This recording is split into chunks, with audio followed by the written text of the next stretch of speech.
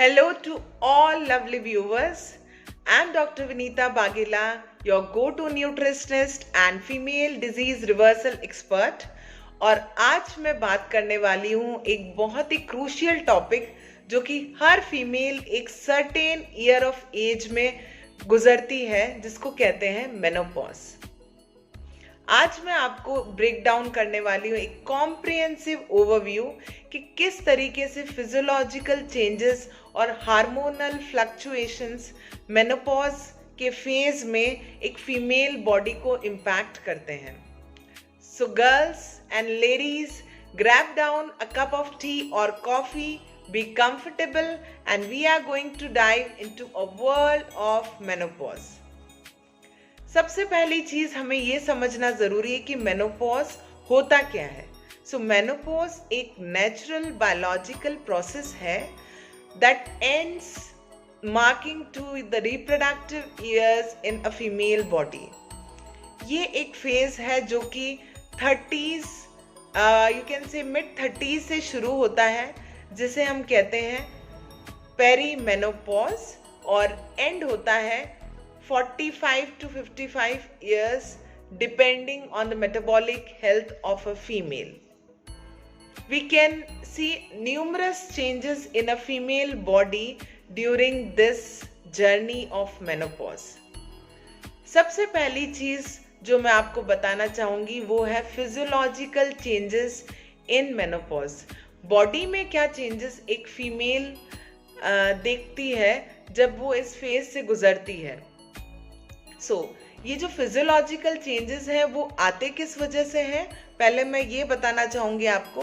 तो female body में दो बहुत ही क्रूशियल हार्मोन्स होते हैं, एस्ट्रोजन एंड प्रोजेस्टेरोन, और वो बहुत ही क्रूशियल रोल प्ले करते हैं एक रिप्रोडक्टिव हेल्थ को मेंटेन करने के लिए।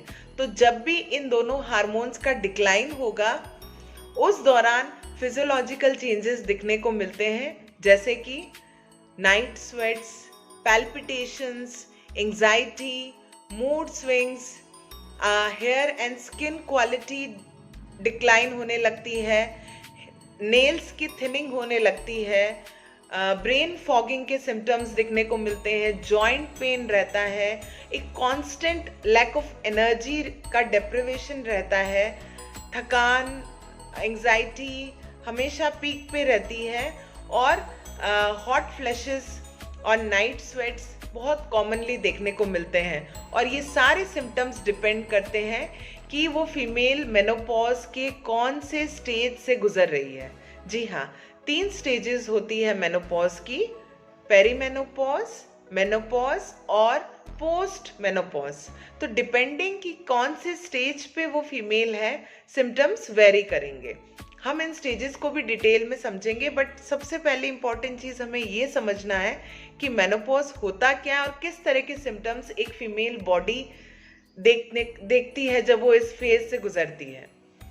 Secondly, very important thing is hormonal fluctuations. जी हाँ, जब एस्ट्रोजन और प्रोजेस्टेरोन हार्मोन डिक्लाइन होता है बॉडी में, तब हार्मोन्स का फ्लक्चुएशन होता है, और वो हार्मोन का फ्लक्चुएशन ना केवल आपकी एक फीमेल बॉडी के रिप्रोडक्टिव हेल्थ को अफेक्ट करेगा, बट पूरी ओवरऑल बॉडी की हेल्थ को अफेक्ट करता है। जब भी एस्ट्रोजन लेवल डिक्लाइन होता है मेनोपॉज में, तब there will be stress fractures most commonly seen in females. Why?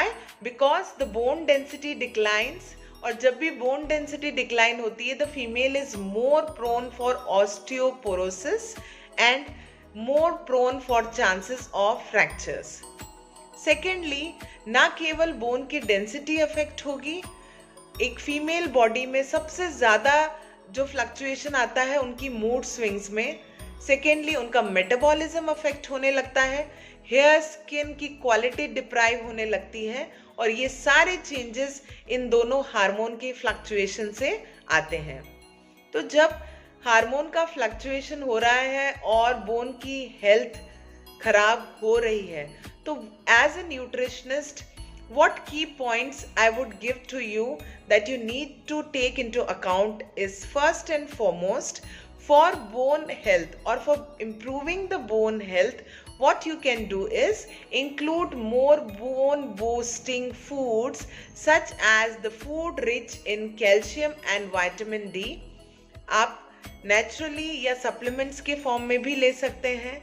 Secondly, आपको एक वेट बियरिंग एक्सरसाइज का रिजाइम ऐड करना पड़ेगा अपनी रोजमर्रा की लाइफस्टाइल में, जो कि लो इम्पैक्ट होना चाहिए, सो दैट आपके जॉइंट्स पे लेस स्ट्रेस आए और आप एक हेल्दी रूटीन से कोप अप कर पाए आपके सिम्टम्स को. सेकेंडली, जब हार्मोन्स का फ्लक्चुएशन आता है तो you need to include more phytoestrogen food, rich food such as soy products, and you can even include flax seeds so that you can mitigate some of these symptoms. Additionally, you have to include low impact strength training or low impact weight bearing exercises so that bone की density को हम maintain कर पाए और new bone forming cells की activity हो पाए. Secondly, lifestyle modification along with it and a hydration routine plus a healthy sleep routine. So ये की पॉइंट्स हैं जो हमें बहुत ज़्यादा ध्यान में रखना है, चाहे वो कोई सी भी स्टेज हो मेनोपॉज की. बट अगर हम ये सारी की पॉइंट्स पे नज़र रख कर के अवेयरनेस के साथ आगे बढ़ेंगे तो we can understand that we can easily cope up with these symptoms. Conclusion में मैं सिर्फ ये कहना चाहूँगी कि अगर हम अवेयर रहते हैं कि किस तरह के सिम्टम्स हम फेस कर रहे हैं मेनोपॉज के दौरान, तो we being more proactive in taking steps and we just end up with grace and support in this journey of menopause also. So it is very easy to just grab this journey of menopause with grace and comfort, but the thing is awareness. So if you found this video useful, do share your thoughts in the comment below so that we can understand what topics would you like to have, so that we can show a light on all the things that you need. Thank you very much for watching this video. Until then, stay healthy and fabulous.